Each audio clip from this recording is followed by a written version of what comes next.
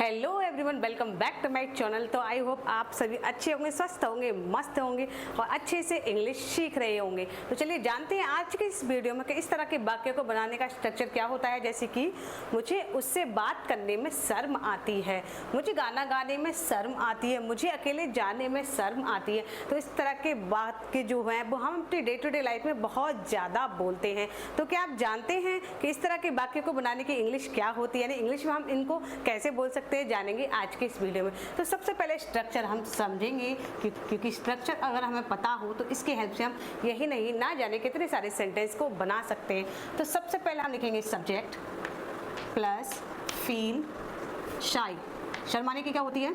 Feel shy of, plus यहाँ पर हम लगाएंगे वर्ब की फोर्थ फॉर्म प्लस ऑब्जेक्ट। तो क्या है इसका structure? Subject plus feel shy of plus verb की फोर्थ फॉर्म प्लस ऑब्जेक्ट। तो चलिए बनाते हैं इसके थ्रू सेंटेंसेस। तो पहला सेंटेंस क्या कहते हैं देखते हैं। मुझे उससे बात करने में शर्म आती है।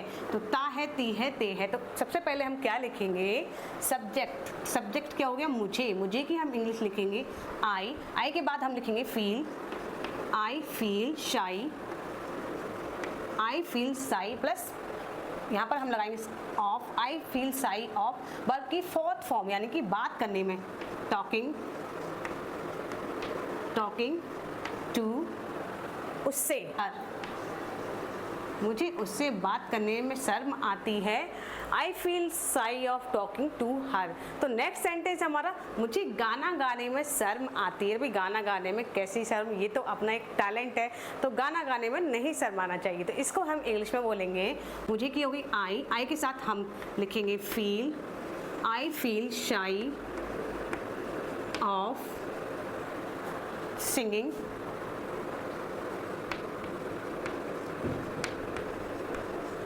I feel shy of singing. मुझे गाना गाने में शर्म आती है, या फिर मुझे गाने में शर्म आती है। मुझे अकेले जाने में शर्म आती है। तो इसके इंग्लिश हम लिखेंगे आई फील शाई ऑफ, अकेले जाने में गो, जाने की हो गई गो। इसके साथ हम लगाएंगे आईएनजी गोइंग अलोन, अकेले की हो गई अलोन।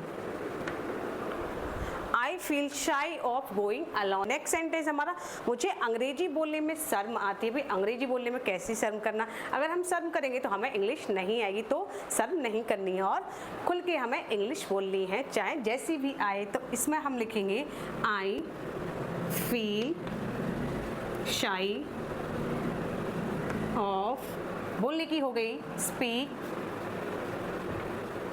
इसके साथ हम लगाएंगे ING speaking, speaking English.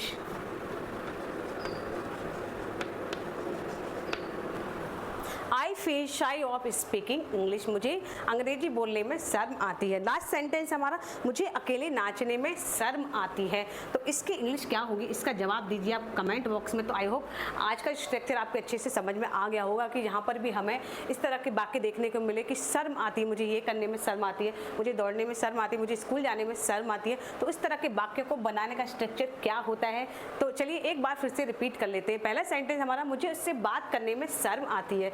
I feel shy of talking to her. Next sentence है मुझे गाना गाने में शर्म आती है। I feel shy of singing. मुझे अकेले जाने में शर्म आती है। I feel shy of going alone.